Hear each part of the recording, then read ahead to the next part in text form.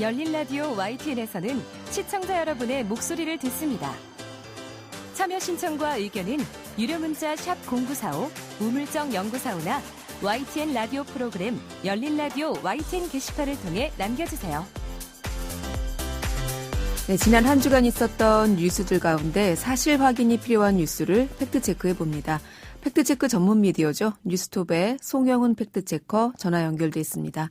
송 기자님 안녕하세요. 네, 안녕하세요. 네. 자, 최근까지 수도권 아파트 값이 폭등하면서 네. 덩달아서 주택 관련 세금의 기준이 된다고 알고 있는데 네네. 주택 공시가격도 논란이 뜨겁습니다. 이 공시가 산정을 놓고 일부 지자체장과 정부 간 공방도 나왔고요. 네. 이 내용 오늘 팩트체크해 보셨다고요? 네, 그렇습니다. 국토교통부가 지난 3월 16일 2021년 1월 1일 기준 공동주택 공시 가격안을 공개하고요. 지난 4월 5일까지 소유자와 지자체 등의 의견을 듣는 절차를 진행했습니다. 그래서 공시가격이란 정부가 토지와 건물에 대해 조사 산정해서 공제하는 가격을 말하는데요. 이 보유세 등 부동산 세제는 물론 건강보험료와 기초연금, 부동산 가격 평가 등 한 60여 가지 행정 업무의 기준이 되는 지표입니다. 그래서 공시가격이 올라가면 주택 수요가 좀 떨어져서 집값을 안정하는 데 도움을 주기는 하지만 이 공시가로 측정되는 보유세에 대한 부담이 커질 수 있습니다. 현 정부 들어서 부동산 대책이 하나로 이 공시가격 현실화가 좀 시작이 됐는데요. 2017년 4.44%, 2018년 5.02%, 2019년에 5.23%에 이어서 지난해에는 5.98% 등 완만한 상승 곡선을 그려왔는데 그러다 올해 갑자기 두 자릿 상승률을 기록했습니다. 네. 올해 공시가격은 전국 평균 19.08% 올라서 2007년, 13년 전, 14년 전 22.7% 이후 가장 높은 상승을 보였는데요. 이 때문에 1가구 1주택 기준으로 종합부동산세 부과 대상인 공시가격 9억 원 초과 아파트가 지난해에 비해 70% 가까이 늘어났고요. 네. 특히 집값과의 심각했던 세종시의 경우는 공시가격이 전년보다 70% 이상 크게 올랐습니다. 네. 강남 지역은 물론이고 서울 대부분 지역에서 이것 때문에 난리가 났던데 많이 오르기는 올랐네요. 네. 네. 그리고 이게 부동산 종부세나 이런 것뿐만 아니라 건강보험료나 기초연금까지도 영향을 주니까 그래서 항의와 이의 신청이 줄을 잇고 있군요. 네. 일단 부동산 업계에서는 이 공시가격 상승폭이 아주 높게 나온 만큼 이의 신청 건수도 역대 최대 규모가 될 것으로 보고 있는데요. 네. 실제로 서울 송파구, 강동구, 노원구, 세종시 일부 아파트 단지 등에서 이 가격이 너무 많이 올랐다면서 집단 항의와 이의 신청이 이어지고 있습니다. 이러다 보니 국민의힘 소속인 원희룡 제주도지사와 조은희 서초구청장은 지난 5일에 공동 기자회견을 열고요. 현행 공시가 산정에 많은 오류가 발생하고 있다 이렇게 주장을 했습니다. 네. 내용을 보면은 제주도는 같은 아파트 같은 동에서 한 라인만 공시가격이 상승 하락하거나 소형 저가 주택일수록 공시가격 상승률이 높다. 또 제주도도 앞세자 6분의 1의 공동주택 공시가격이 10% 넘게 상승했고 또 이 공동주택이라고 공시한 주택 가운데는 펜션으로 영업하는 숙박시설도 있었다.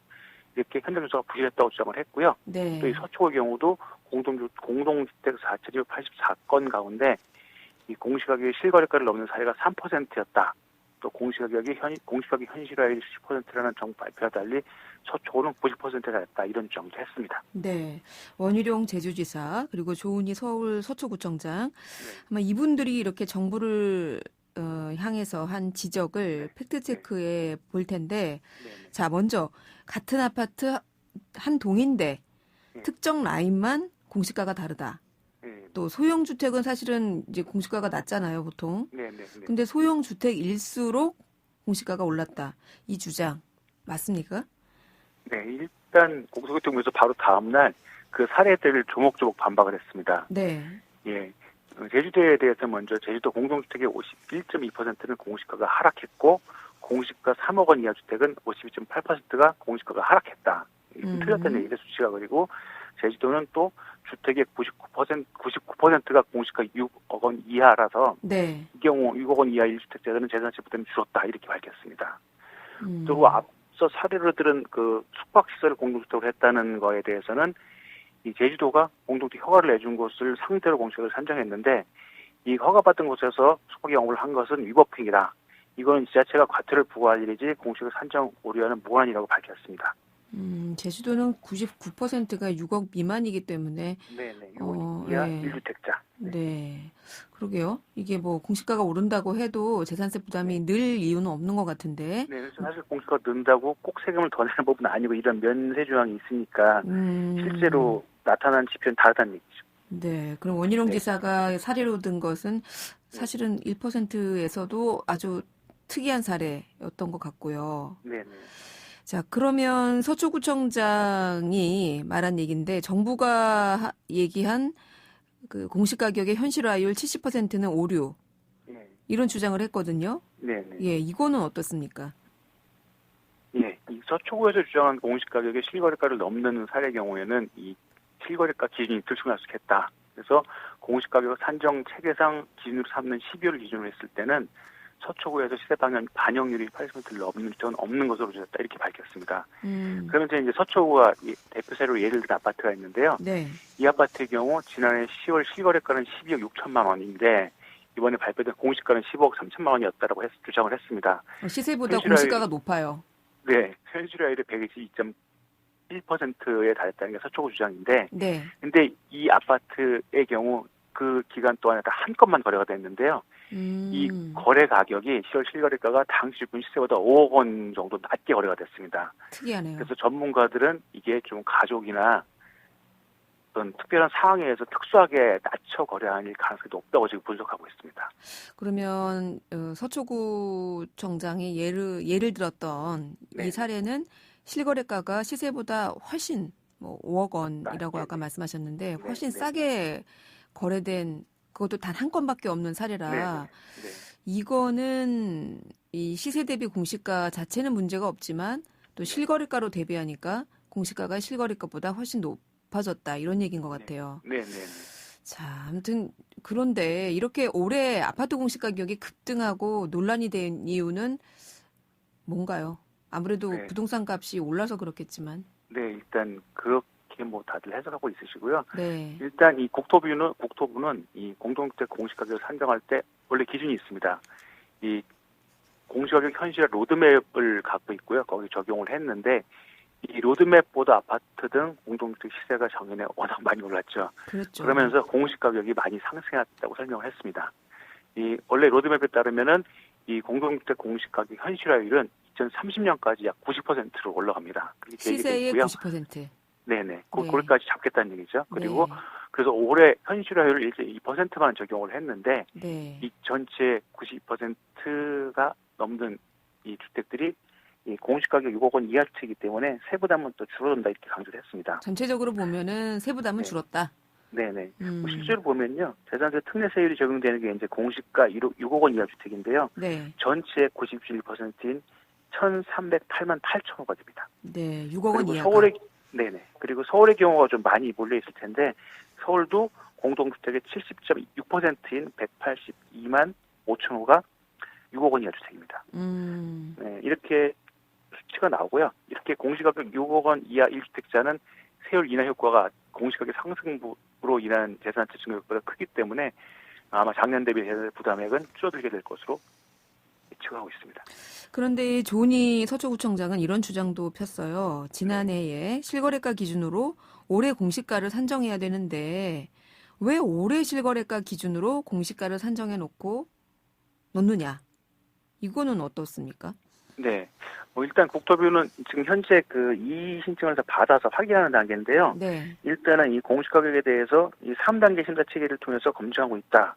게다가 올해부터는 감정평가사 등 외부 전문가 등의 초험도 시행하고 있다고 밝히기는 했는데 일단 조사를 해봐야 되겠고요. 네. 실제로 이번 이 사례 중에서는 노원구의 한 아파트가 같은 층의 같은 평형 아파트인데 이 공시가격이 다르게 나온 사례도 있었습니다. 네. 그래서 추가 조사가 필요한 부분이 있고요. 또 뭐 그간 산출 근거나 가정 등에서 이 문제가 제기됐던 부분이 또 있어서 이걸 개선해야 된다는 쪽 나온 상황입니다. 또 이에 대해서 그래서 국토부는 올해부터는 공동주택 공시가격 산정 기초자료를 공개하기로 한 상황이고요. 그래서 이달 29일에 이런 참고자료 등을 공개할 계획입니다. 이걸 좀 보고 판단해야 될 것 같습니다. 그렇군요. 네. 일부 언론에서는 이 공시가격 산정 방식을 두고 깜깜이다. 이런 지적도 하던데 정리를 해보면 이 국토부의 2021년 공시가격 산정에 오류가 많다. 이 주장은 반반이에요. 어떻게 판정을 내려야 할까요? 네, 일단 취재 중에 양쪽 주장을 들어보면 국토부의 주장이 조금 더 힘이 실리는 것 같기는 한데요. 아까 네. 말씀드린 대로 현재 의견문 수렴이 진행되고 있고 그 기초자료가 또 추후에 공개되기 때문에 그걸 다 공개한 걸 보고 나야 정확한 판정이 나올 것 같습니다. 그래서 지금은 판정 보류가 맞을 것 같습니다. 네, 아쉽게도 판정은 보류. 네. 자, 다음으로 팩트 체크해 볼 내용은 어떤 건가요? 네, 박근혜 전 대통령과 관련한 내용인데요. 이 박근혜 전 대통령은 2017년 3월 31일 국정농단과 국가정보원 특수활동비 상납 등의 혐의로 지금 구속된 상황이죠. 네. 지난 1월 대법원에서 징역 20년형이 최종 확정돼서 복역 중인데요. 이제 구속된 지 4년이 지났고요. 그런데 박근혜 전 대통령의 핵심 기반인 우리 공화당이 당부를 통해서 핵심 지지 기반이죠. 당부를 통해서 전 세계에서 전직 대통령을 4년이나 구속시킨 유일한 문재인이라는 표현을 사용했습니다. 이러면서 박근혜 전 대통령이 세계 유일의 4년 구속 전직 대통령이라고 주장을 했습니다. 전직 대통령 중에서 네. 뭐 세계에서 유일하게 가장 장기간 구속돼 있다 이런 네. 주장인데 네. 이거는 금방 확인이 될 것 같아요. 사실입니까? 네, 우선 대통령이 아닌 이제 내각제인 경우도 있죠. 네. 국가수반이요. 그래서 국가수반을 다 기준으로 살펴봤는데 이 구속기간 4년을 넘긴 전직 대통령이 좀 있었습니다. 우선 이 대만 전 총통이죠. 천수이벤 전 총통이 재임 기간 뇌물수수, 판공비 횡령, 이자금 조성 등의 혐의로 유기징역의 최고형이 20년형을 선고받았고요. 네. 2010년부터 수감생활을 시작해서 5년 후 2015년에 건강악화 등의 이유로 가석방될 때까지 5년 동안 복역을 했습니다. 이분은 5년. 네. 네. 그리고 이 남미 엘살바도르의 엘리아스 안토니오 사카 전 대통령이 있는데요. 이분은 2016년에 국고횡령과 돈 세탁 등의 혐의로 아들 조영진으로 체포가 됐고요. 그리고 2018년에 법원에서 징역 10년형을 선고받았고요. 현재까지 수감 중입니다. 4년째 수감 중입니다. 4년째. 네. 그리고 과테말라의 오토 페레즈 몰리나 전 대통령은 부패 혐의로 역시 2015년 대통령직에서 하야한 다음에 수감 현재까지 복역 중입니다. 7년째입니다. 7년째. 네. 사실 더 있는 거죠. 네, 뭐 네. 전직 대통령이 이렇게 구속돼 있는 이런 상황 이게 사실 불행한 역사죠. 예, 네. 불행한 역사인데 네. 전직 대통령을 4년이나 이례적으로 구속한다. 근데 다른 나라도 그 이례적인 사례가 있긴 있군요. 네, 네. 최근 사례만 이렇고요. 좀 과거로 올라가면 좀 더 있습니다. 아, 그렇군요. 네. 그러므로 우리 공화당이 주장한 박근혜 전 대통령이 세계에서 유일하게 4년이나 구속된 전직 국가 정상이다. 이런 주장은 사실이 사실 아닙니다. 아닙니다. 네. 네, 또 준비하신 내용이 있는데 기자님 저희가 시간상 네, 오늘 여기까지 네네. 들어야 될 것 같아요. 네네. 네, 오늘 말씀 고맙습니다. 네, 감사합니다. 네, 지금까지 뉴스톱의 송영훈 팩트체커였습니다. 진실을 전합니다. 진심을 다합니다. 시청자 여러분의 목소리에 귀 기울이는 YTN 뉴스 FM 열린 라디오 YTN 토요일 저녁 8시 20분에 방송됩니다. 네, 한 주간 YTN 라디오에서 방송된 프로그램들을 모니터링하고 평가해보는 시간입니다. 오늘은 박채린 시청자평가원 전화 연결돼 있습니다. 평가원님 나와 계세요? 네, 안녕하세요. 네, 안녕하세요. 자, 이번 주에는 어떤 프로그램 모니터링 하셨나요? 네, 매주 평일 오전 7시 20분에 방송되는 황보선의 출발 새아침을 3월 22일부터 4월 2일까지 2주간 모니터링했습니다. 네, 제가 모니터링한 2주간은 재보궐선거를 코앞에 뒀던 시기인 만큼 시장 후보들이나 여야 관계자들이 출연한 인터뷰가 많았는데요. 지난 3월 29일 월요일에는 이재우 국민의힘 상임고문이 이슈 점검 코너에 출연을 했는데요. 당시 오세훈 후보 캠프의 분위기가 어떠냐는 질문으로 시작을 했는데 갑자기 문재인 대통령이 이명박 박근혜 전 대통령 특별 사면을 결정하고 가족에게 이야기해도 좋다고 했다는 말이 있다. 그런데 민주당 지지층의 여론에 밀려 뒤집었다는 주장이 있다. 이재호 고문이 직접 들은 이야기라고 하던데 사실이냐라는 질문을 했습니다. 선거와 크게 관련이 없어 보이기도 했고 문 대통령이 두 대통령에게 가족에게 이야기해도 좋다는 말까지 했다는 구체적인 내용까지 있기는 했지만 과연 정말 두 대통령을 모두 사면하겠다는 결정을 대통령이 내렸을까 하는 의구심도 들었습니다. 인터뷰에서는 출처를 알려주지 않아서 제가 찾아봤는데요. 뉴데일리라는 매체에서 단독으로 보도한 것으로 언급하고 있는 내용의 출처도 모두 익명의 관계자였습니다. 이 내용을 받아 쓴 매체도 없었습니다.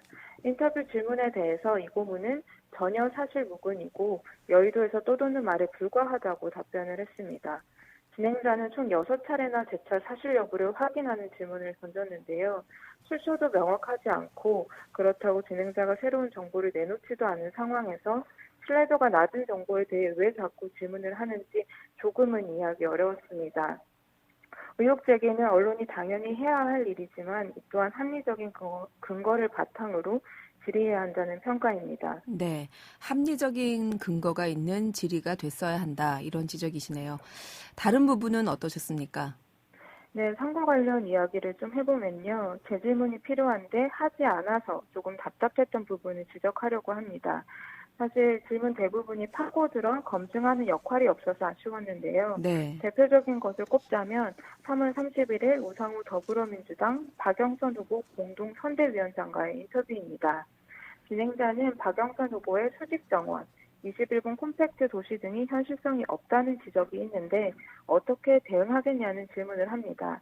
그러자 우상호 선대위원장은 전문가들과 의논해서 축소할 수도 있다. 그래서 쟁점이 아니다라고 말을 합니다. 제가 듣기에는 변경 가능성을 언급하는 것 자체가 현실성이 부족하다는 방증이 아닌가 싶은데요. 후보자의 대표적인 공약인 만큼 선명한 답변을 위해 좀 더 파고드는 질문을 해줬으면 했지만 출연자가 쟁점이 아니다라고 말을 하자 더 이상 질문을 하지 않았습니다. 이번 선거 관련 인터뷰에서 특히 파고드는 질문이 아쉬웠던 이유는 양당의 네거티브, 정치 공세가 줄을 이뤘기 때문입니다. 3월 24일 수요일에는 오세훈 후보 캠프 대변인인 조수진 국민의힘 의원과 인터뷰가 있었습니다. 캠프 대변인이 상대당에 대한 여러 의혹을 제기하는 것은 당연해 보였는데요. 다만 진행자가 그 의혹이 어떤 배경에서 나온 것인지 확인된 사실이 무엇인지 설명하거나 질문을 통해서 확인해주면 좋겠다는 생각이 들었습니다. 예를 들어 이날 인터뷰에서 언급된 왕궁뷰, 대마도 뷰 등 전후 사정도 잘 모르겠는 네거티브 내용이 오갔는데요. 문제점은 왜, 어떤 점이 의혹인지 그 근거가 명확하지 않은 이야기들이 난무했다는 것입니다. 네. 이번 선거가 네거티브 선거전이었다고 평가받는데 막무가내식 의혹에 대해서 검증할 수 있었던 인터뷰였으면 더 좋았겠다. 이런 평가십니다. 오늘은 황보선의 출발 새 아침에 대한 시청자 평가원의 의견 들어봤습니다. 오늘 말씀 고맙습니다. 네, 감사합니다. 네, 지금까지 박채린 시청자 평가원이었습니다.